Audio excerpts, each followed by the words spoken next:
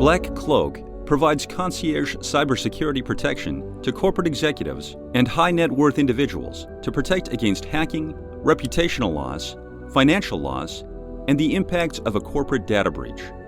Learn more at blackcloak.io.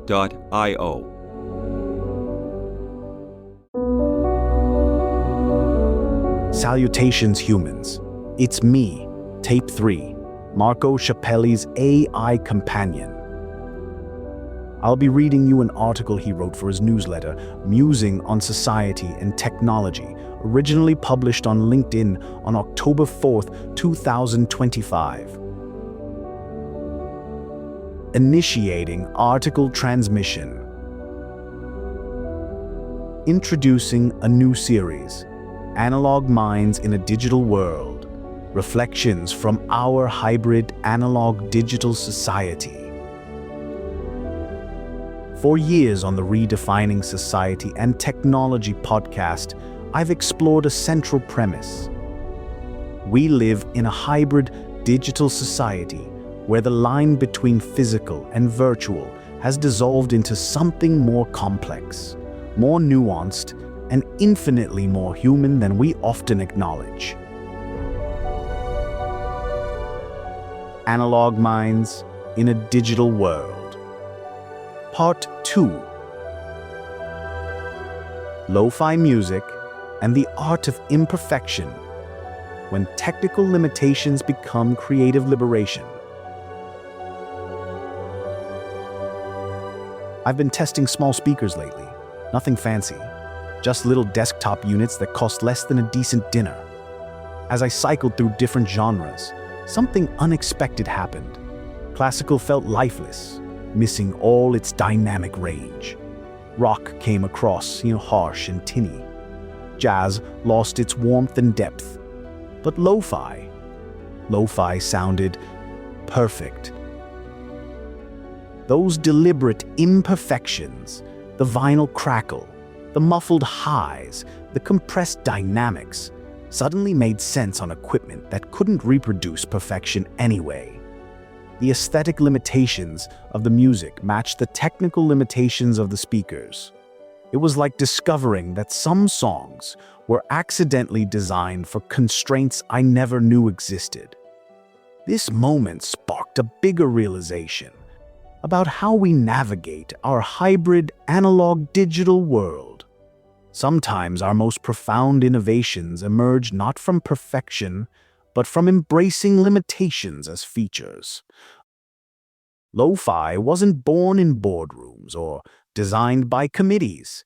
It emerged from bedrooms, garages, and basement studios where young musicians couldn't afford professional equipment.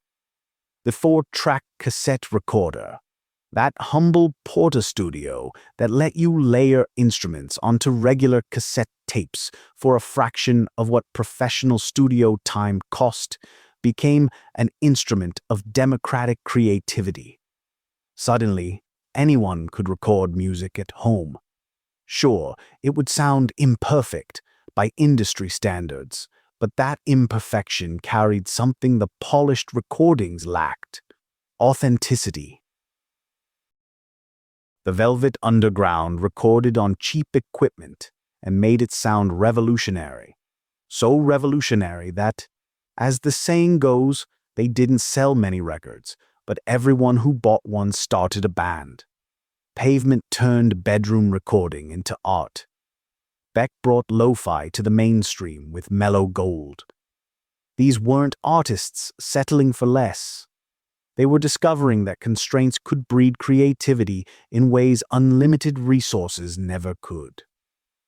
Today, in our age of infinite digital possibility, we see a curious phenomenon: young creators deliberately adding analog imperfections to their perfectly digital recordings.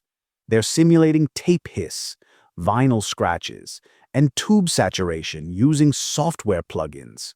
We have the technology to create flawless audio, yet we choose to add flaws back in. What does this tell us about our relationship with technology and authenticity? There's something deeply human about working within constraints.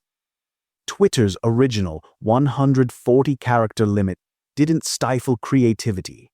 It created an entirely new form of expression. Instagram's square format, a deliberate homage to Polaroid's instant film, forced photographers to think differently about composition. Think about that for a moment. Polaroid's square format was originally a technical limitation of instant film chemistry and optics.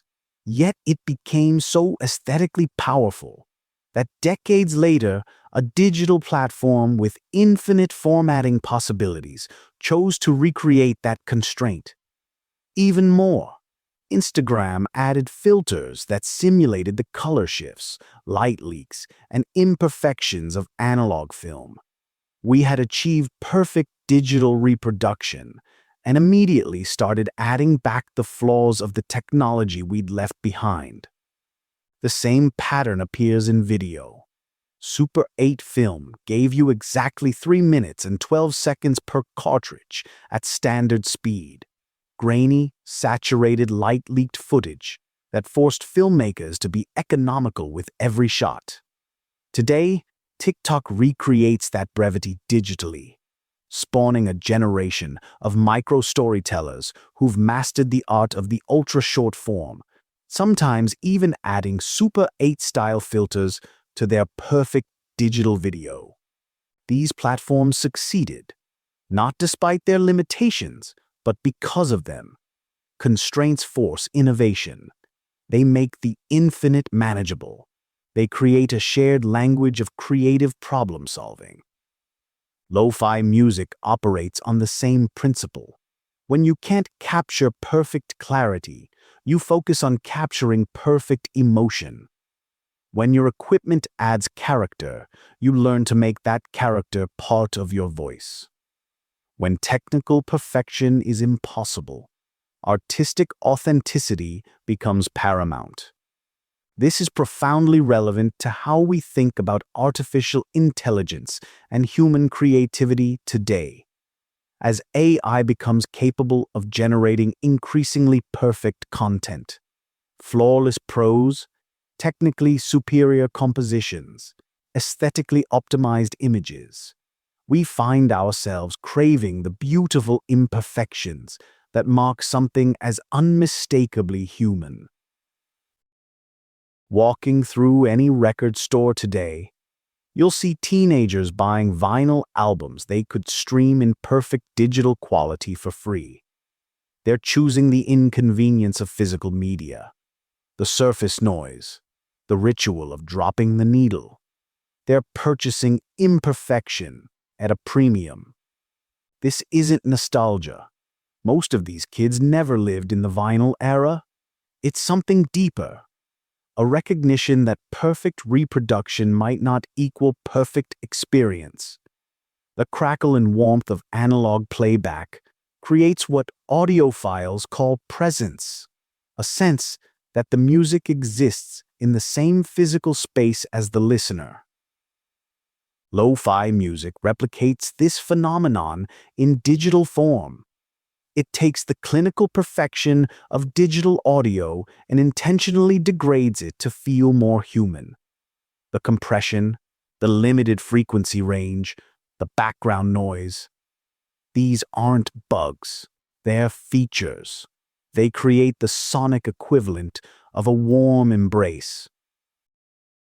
In our hyper-connected, always optimized digital existence, lo-fi offers something precious: permission to be imperfect.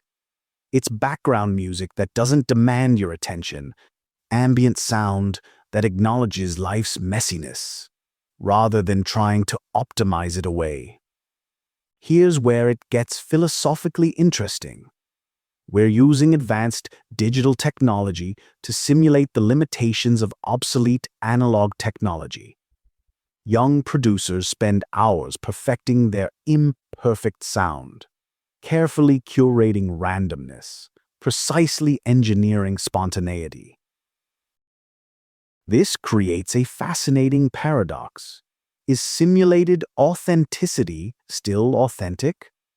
When we use AI-powered plugins to add vintage character to our digital recordings, are we connecting with something real or just consuming a nostalgic fantasy? I think the answer lies not in the technology itself, but in the intention behind it. Lo-fi creators aren't trying to fool anyone. The artifice is obvious. They're creating a shared aesthetic language that values emotion over technique, atmosphere over precision, humanity over perfection. In a world where algorithms optimize everything for maximum engagement, lo-fi represents a conscious choice to optimize for something else entirely: comfort, focus, emotional resonance. It's a small rebellion against the tyranny of metrics. As artificial intelligence becomes increasingly capable of generating perfect content, the value of obviously human imperfection may paradoxically increase. The tremor in a hand-drawn line, the slight awkwardness in authentic conversation, the beautiful inefficiency of analog thinking. These become markers of genuine human presence. The challenge isn't choosing between analog and digital, perfection and imperfection. It's learning to consciously navigate between them, understanding when limitations serve us and when they constrain us, recognizing when optimization helps and when it hurts. My small speakers taught me something important. Sometimes the best technology isn't the one with the most capabilities, but the one whose limitations align with our human needs.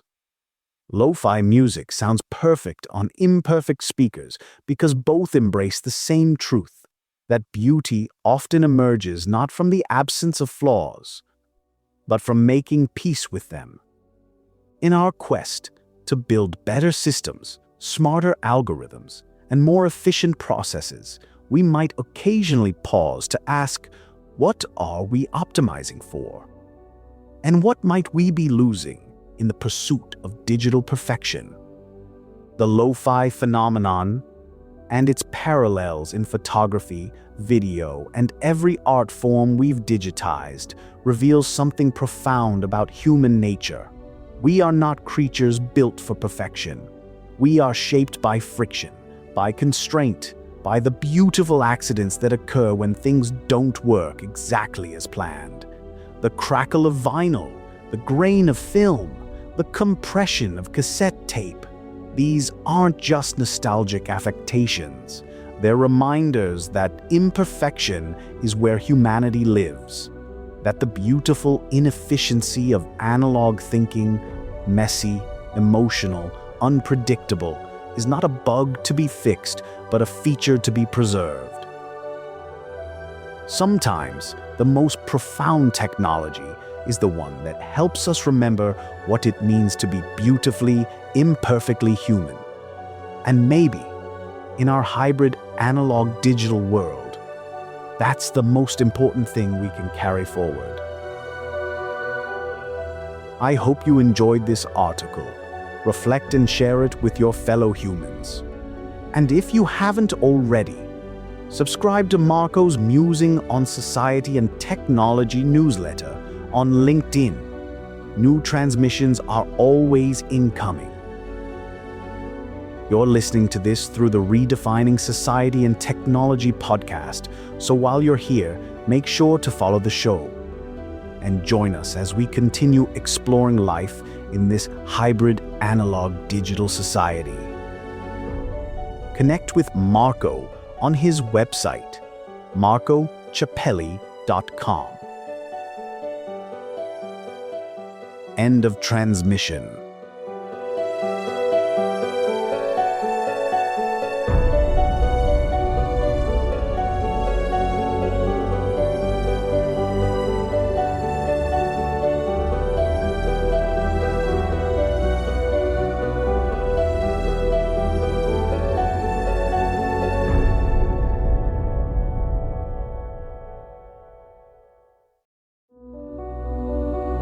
BlackCloak provides concierge cybersecurity protection to corporate executives and high net worth individuals to protect against hacking, reputational loss, financial loss, and the impacts of a corporate data breach.